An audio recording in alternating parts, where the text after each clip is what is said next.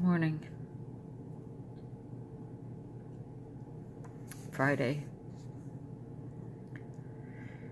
January 5th. And I am once again, battling this brain disease severely right now again. It's happening every morning. I'm waking up with it every morning now. Last several mornings, I'm waking up feeling like I'm so dizzy and so woozy. And then you get up and it just gets worse. So I don't know why this has gotten worse, but it has. And I'm battling it right now.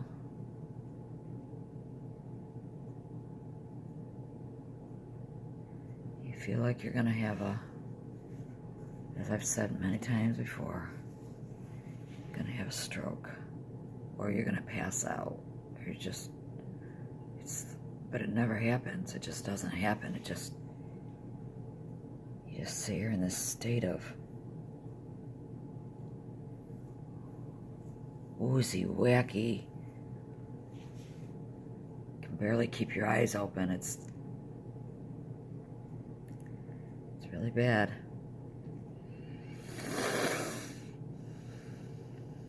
Everything is closed today, as I thought would be last night, because not as much as the snowfall, but the bitter, bitter cold. And it's supposed to stay like this until Monday. So I'm sorry, I'm gonna log off, because honestly, this is so hard to even talk and try to do this. I'm not sure how my day is going to end up.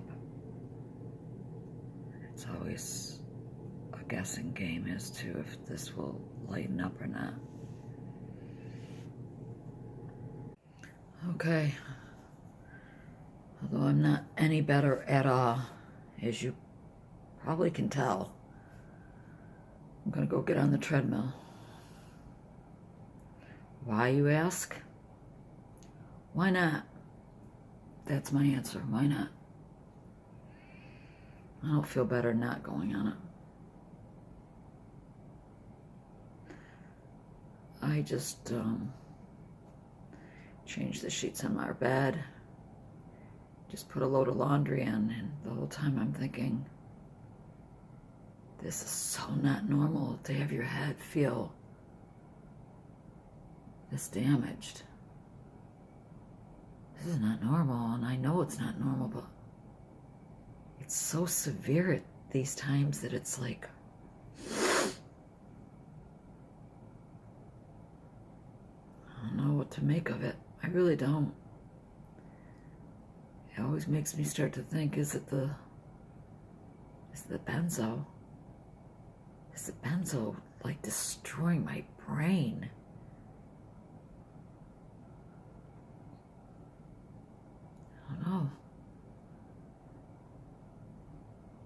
I don't know what to do about the benzo. I don't feel like I can live without it. I honestly don't. I don't feel like I can live without it, because my anxiety gets so strong in the morning. I don't know. Well, I'm gonna go get on the treadmill and hope for the best. That's all I can do.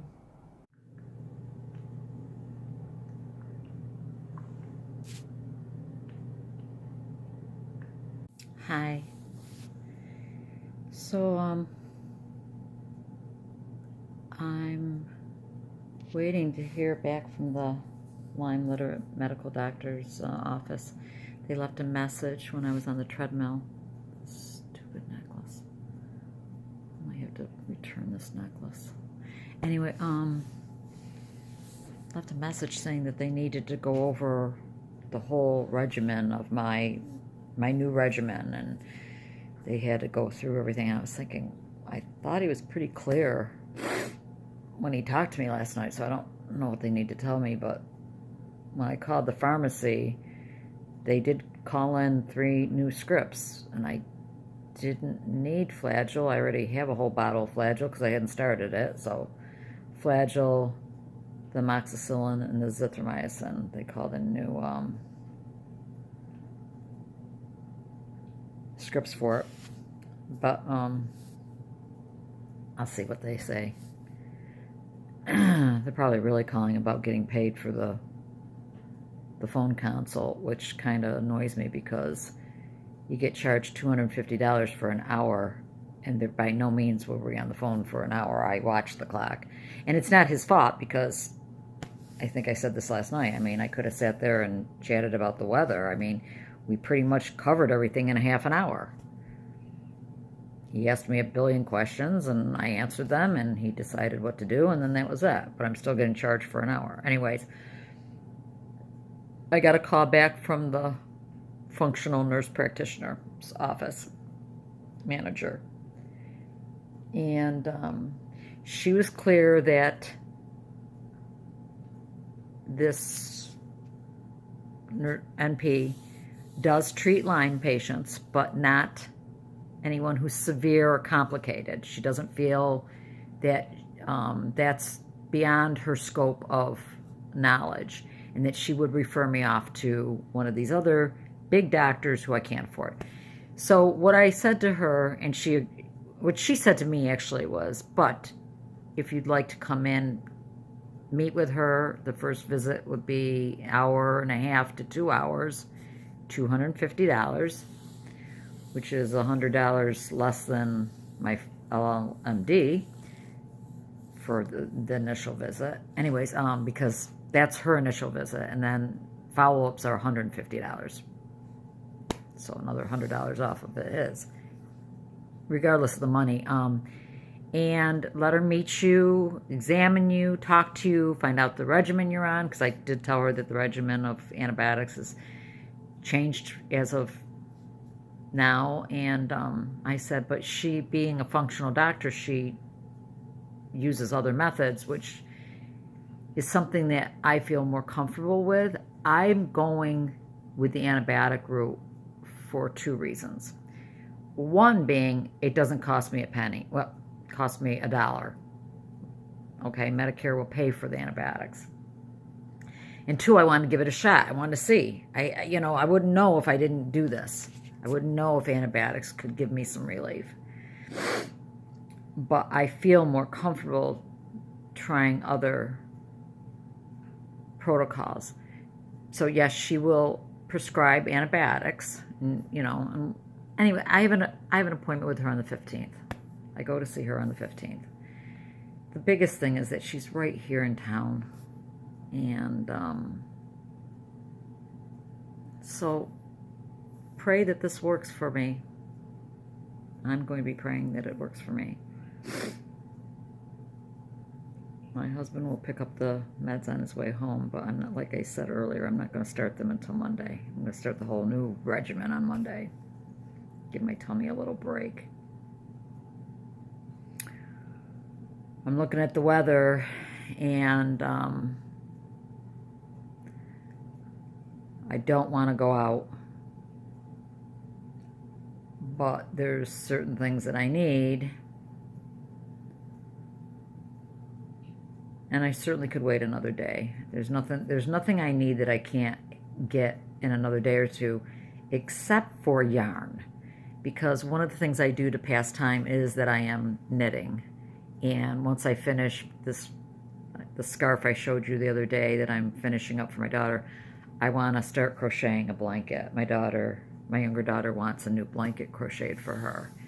And I'm more than happy to do it because, hello, it gives me something to do. And I don't know if I mentioned this on past videos, but when I first taught myself to crochet, my mother taught me how to knit when I was young, and she tried to teach me to crochet, and I could never figure out crocheting.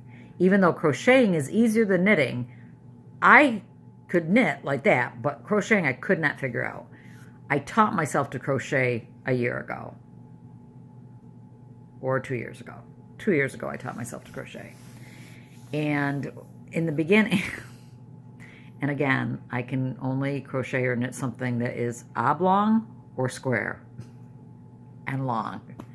Well, the first blanket I ever crocheted for my daughter, her husband calls it his yoga mat.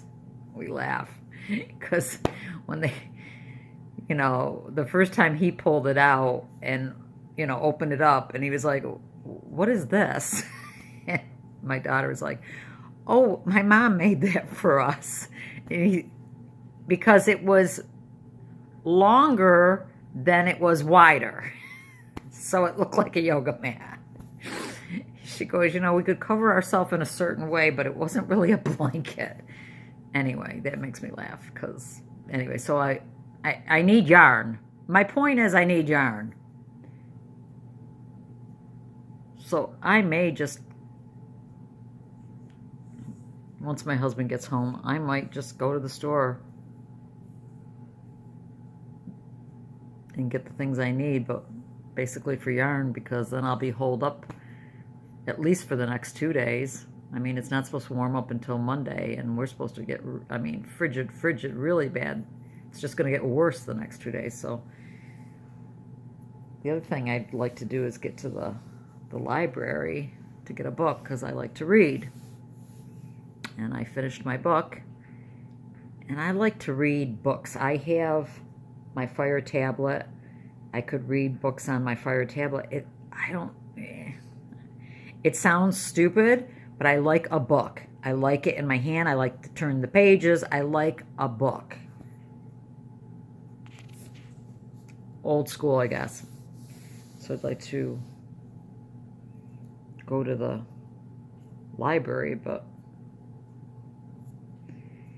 the library is on this end of the town, and where I get my yarn and other things, being Walmart, Target, is on this side of town. I mean, complete opposite sides of town. So I don't think I'll be doing both. I'm sure I'm boring you with my life, because it's like, why do you care what I'm going to be doing? I probably will need to delete all this. I'm just sitting here babbling because I'm lonely and I have no one to talk to and feeling sorry for myself, and I'm trying to talk about things, things to do, so I feel like I have a life.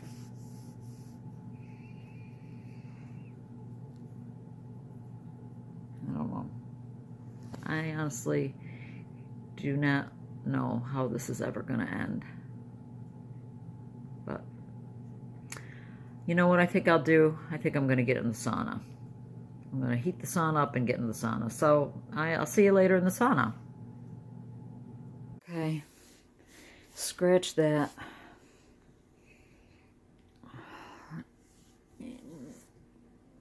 No sauna. Just start getting really dizzy and woozy again for no reason at all. Was not doing anything. Was just sitting on the couch where I always am. Was watching some other people's vlogs, or I don't know what I was doing. He had to answer a couple phone calls, and then starting getting real pressure, but also, so I'm not getting in the sauna. So I just came up and got into bed. And I'm laying down, which is unusual for me. I don't usually lay down. I usually am sitting up in my bed, but I literally need to lay down right now.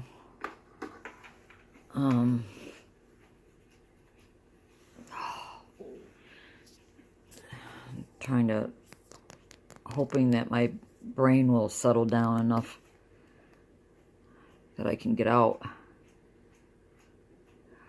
It's really bad out now. It's like a whiteout. I'd show you, but I don't think you can see through my screen very well. But it literally looks like a whiteout.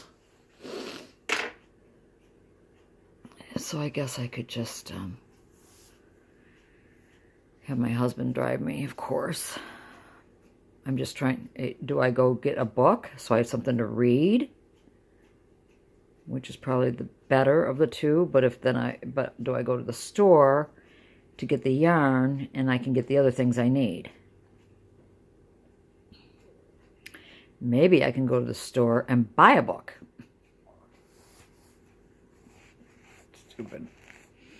Anyways, my head is the woozy, the rocky. I've got my heating pad heating up, but I'll be putting it on me because my husband likes to keep it very cold in this house because and I understand, he doesn't see a reason to heating this whole entire house when it's just me flopping around in here. So we try to do, heat the room we're in.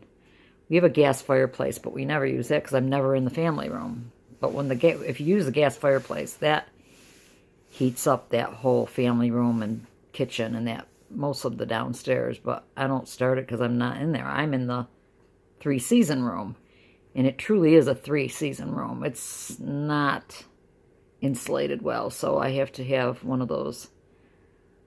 I have a space heater that runs in there, and I also have electric baseboard heater in that room, and so I turn that on. I have the space heater to heat that room up because he keeps the furnace at like 65, which is crazy. I mean, 68 is kind of cold for during the day, and I can turn it up. Don't get me wrong. He's not like, you don't touch it. I can turn it up anytime I want, and I do. But I agree with him. Why heat the whole house when I'm only in this one room 90% of the day? So, like, now I'm turned all that off, and I came up to my bedroom, and I've got a space heater going in my bedroom, and I use my electric heating pad, which is very, very big. It's huge. It's for, like, your entire back. It also has a vibrating mechanism in it for the neck part. This, I don't know if I can show you. This wraps around your neck, and right there at that base part is like little balls, and I never use that. I just use it for the heat. I just cuddle up with it. Anyways, I don't have anything really to say today. I'm sorry. At least I'm not bawling my eyes out again. That will be tomorrow. I figure every other day I'll have a crying fit. Not that I haven't felt like crying a lot today.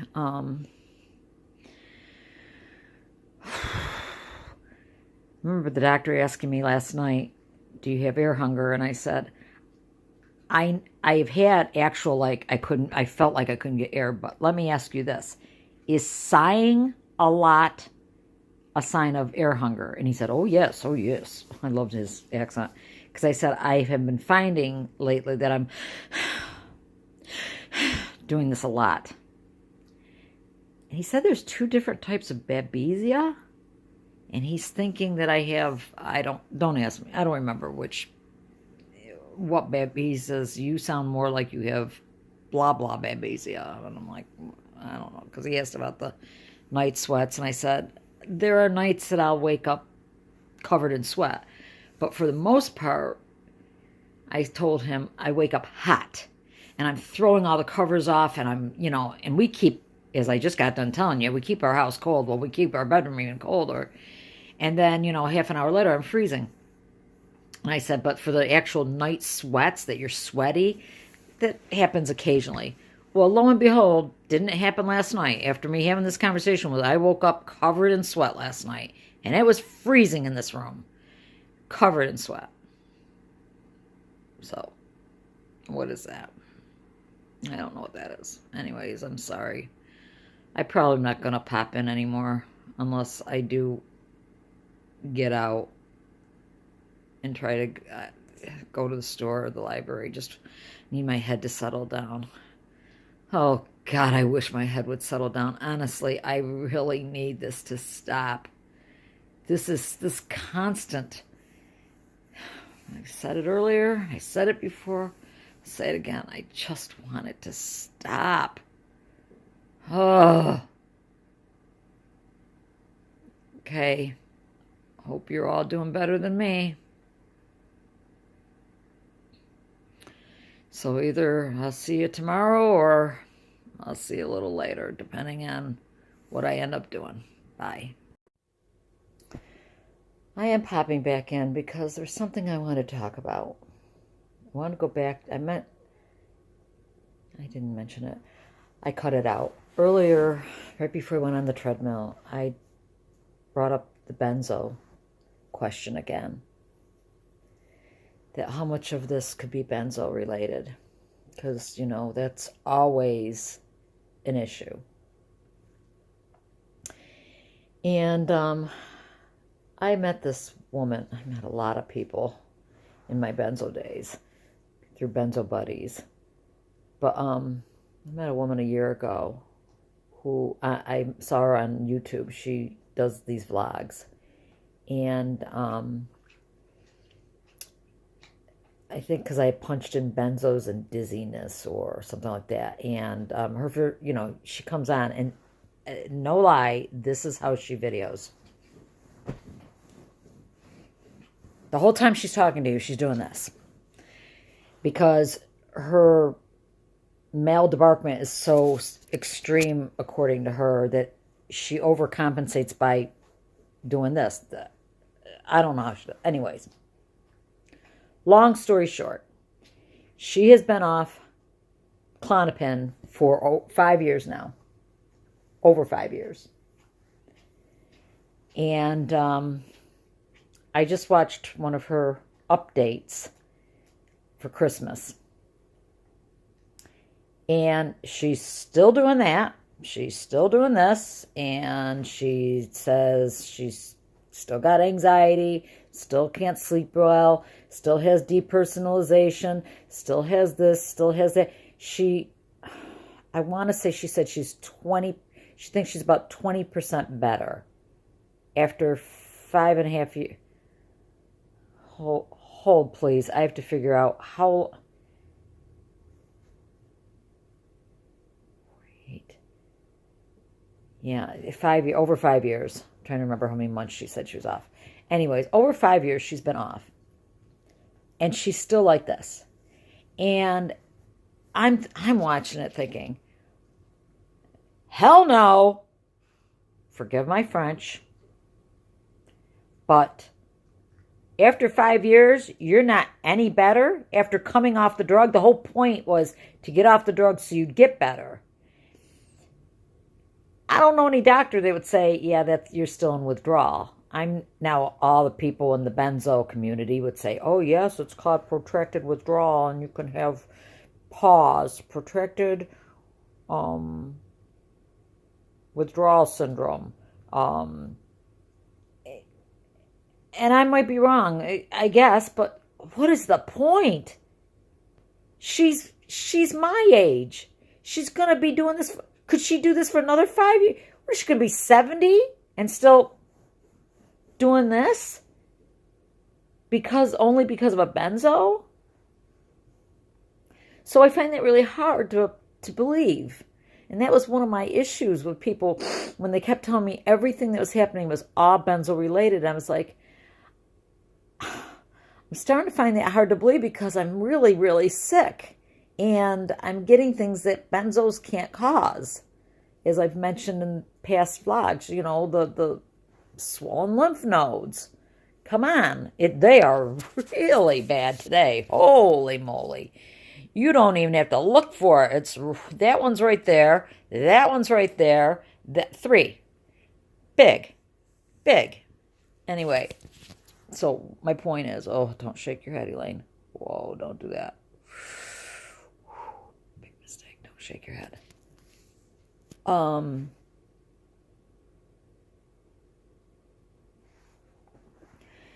Somebody had said to her on her vlogs, have you ever been tested for Lyme? You sound like you might have Lyme. Oh, because she started her own support group on Facebook too. And she said, well, I talked to my GP and, they said absolutely not. And so I made the big mistake of coming on and going, oh, just because your doctor says you don't have it, believe me, you can still have it. They didn't even test you. And even if they test you, you still could have it.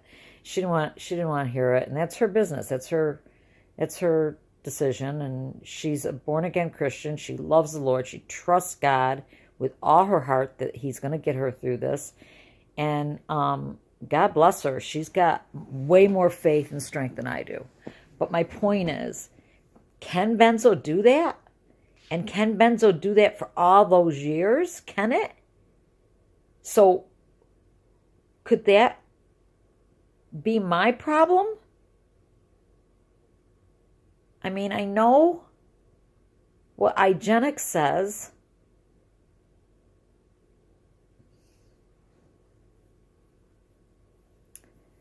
It's what I've done. For the last several years, I've gone around in circles. I don't have it, I have it. I don't have it, I have it. And then when I went to see this LLMD and he was so certain, then it was like, okay, I've put this to rest. I have Lyme disease. But the problem is I am still on a benzo. So that's still an issue that I can't ignore.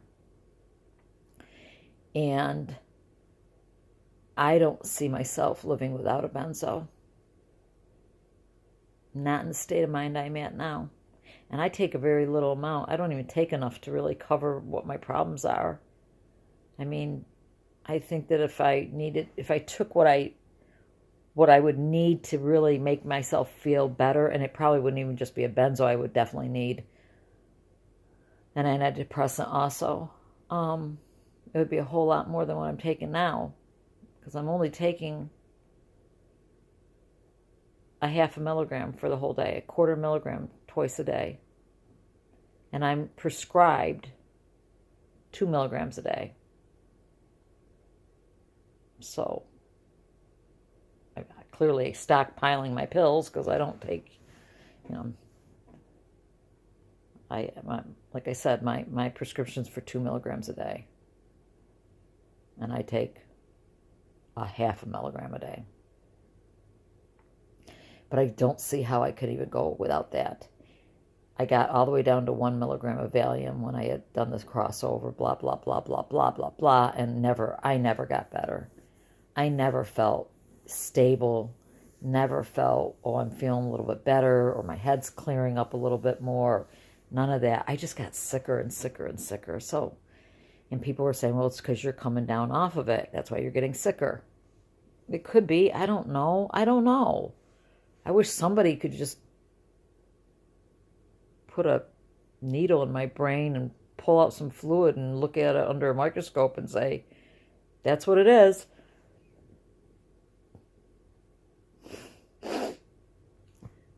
Like Jen said. Jen, you said that your neurologist should just be able to know what A, B, and C is. Because if A, B, and C is what is causing neurological problems, then figure out what A, B, and C is. I mean, not just, well, I don't know anything about Lyme, so I don't know why it's affecting your brain the way it is. Figure it out. Find out why it is. I don't know about you guys, but my brain is definitely been harmed in a horrible way. And what scares me is that I don't think it's going to heal. I think whatever has been done to my brain, it's like turned a switch and the switch can't be turned back. That's how I feel. Because with this woozy dizziness, which is constant every single day, to one degree or another, I never have a day that I don't have it, and I never have a day that it doesn't get very severe at some point during the day. This morning, it was very bad. I woke up with it like that, and it stayed like that until after the treadmill. Now, just a little while ago, I got slammed again. Not real bad, but my head is just so wrong. And I'm trying to ignore my neck. I'm trying not to put heat on my neck constantly. Oh, that's what I need to do.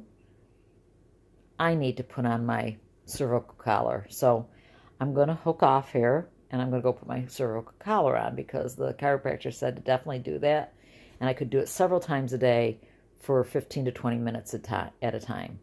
And I forgot all about that. So I'm going to go do that. Oh, and another thing. Sorry, I'm all over the board, aren't I?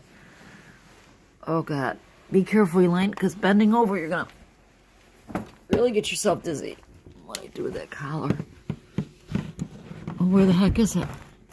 Oh, I'm sorry.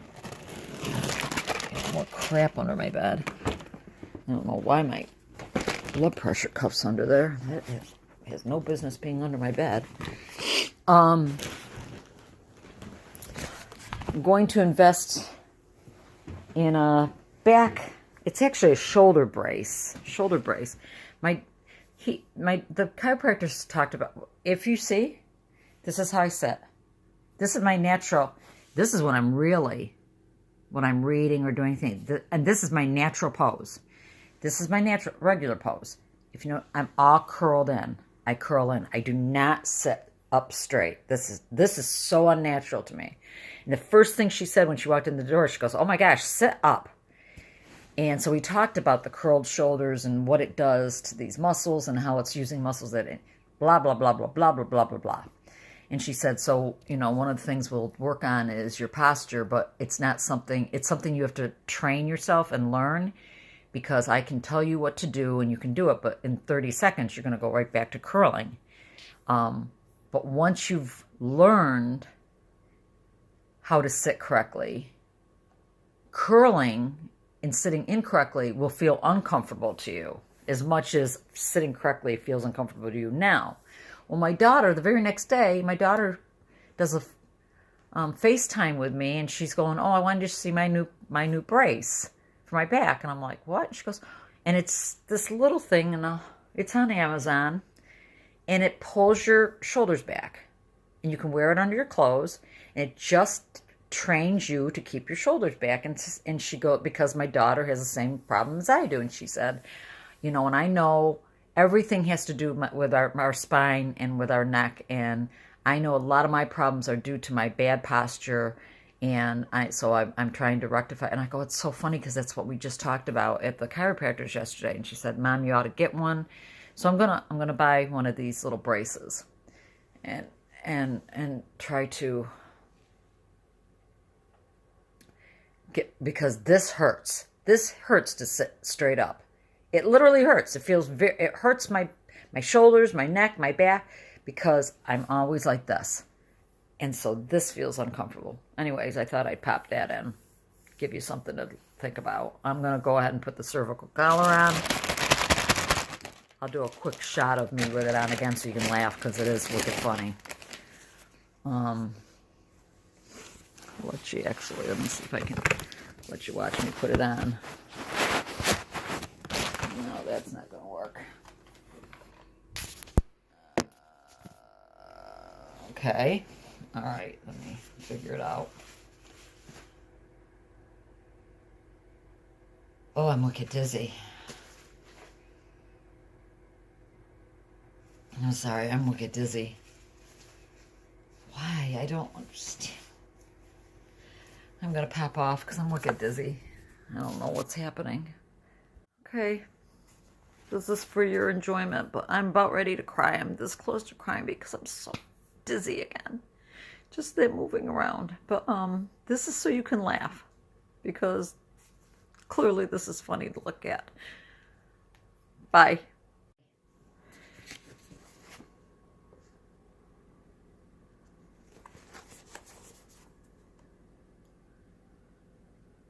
I got it.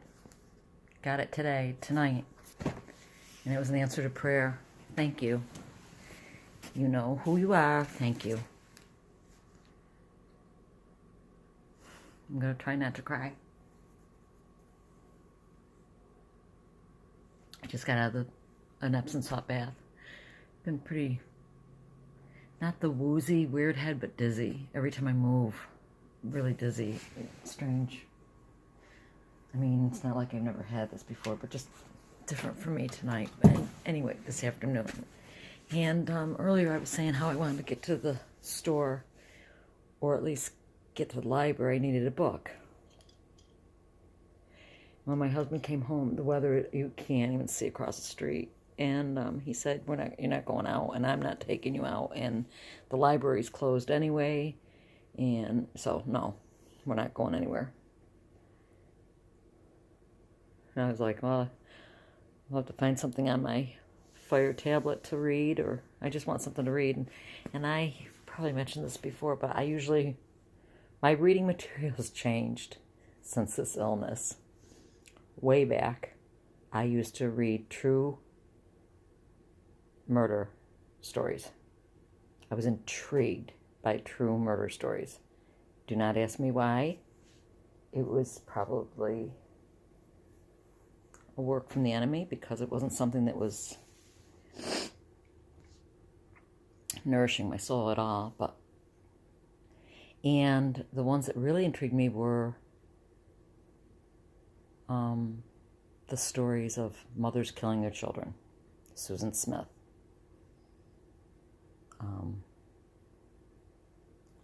I'm not thinking of names right now, but that's fine. Anyways, but since I've been ill, I read Amish fiction. Amish fiction. It's light, it's clean, and it's interesting because I'm learning about their lifestyle and their belief system and stuff. But that's what I've been reading. So I don't usually read anything other than that. You know, I don't read self-help books or anything. My husband does that because my mind can't handle it. So when this book, my husband brought the mail in, and this book was there, and I saw the title, and I was like, how appropriate. And I've read almost the first whole chapter already. I think I'm almost done with the first chapter. Let me see. Yeah, I got one more page and I'm done. That's how I read fast. And it's really speaking to my heart. So thank you for this book.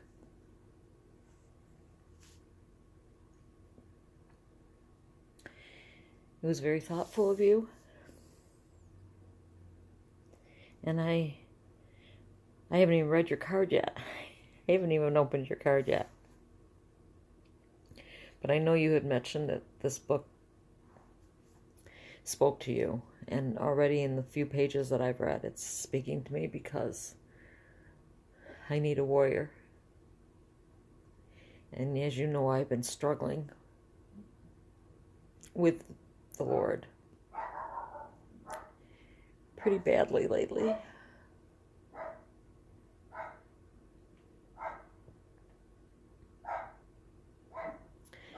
So, I have my reading material for the next couple days.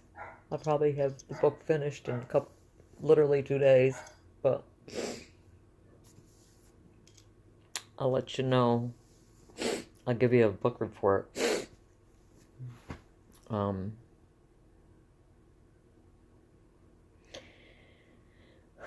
Sorry, I didn't think this wasn't my day to cry. Tomorrow was my day to cry. So you did that to me, Jen. Now y'all know who I'm talking to. So, I'm gonna sign off now, and like I said, I just got out of the tub. And, I'm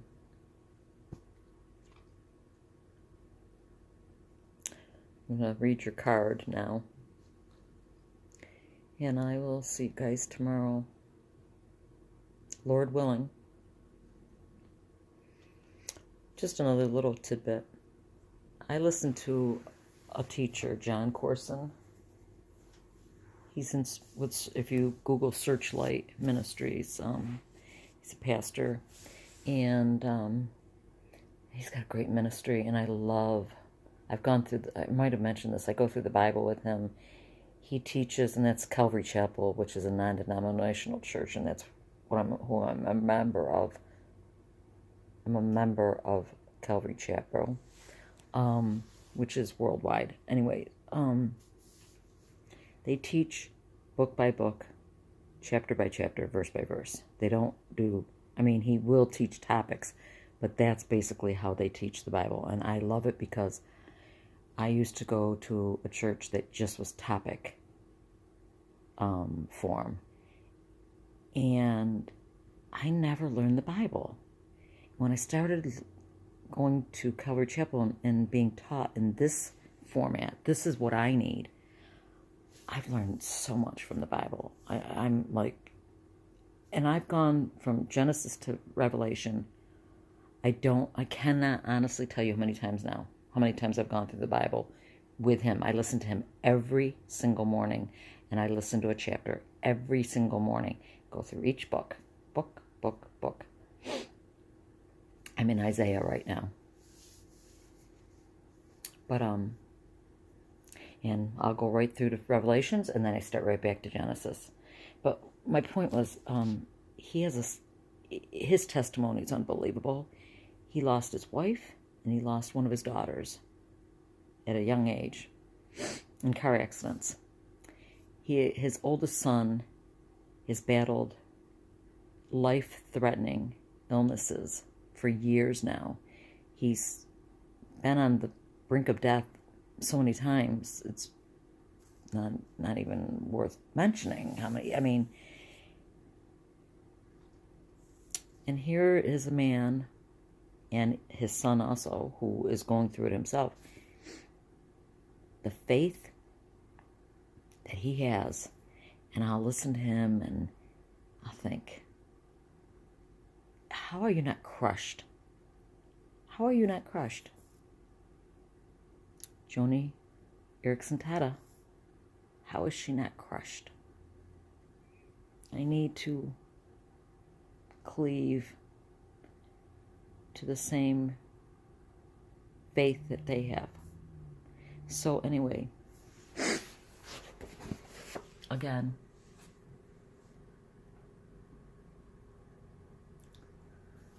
thank you. Good night. Love you guys. I love you, Jen. Thank you so much. That was so thoughtful. And Lord willing, tomorrow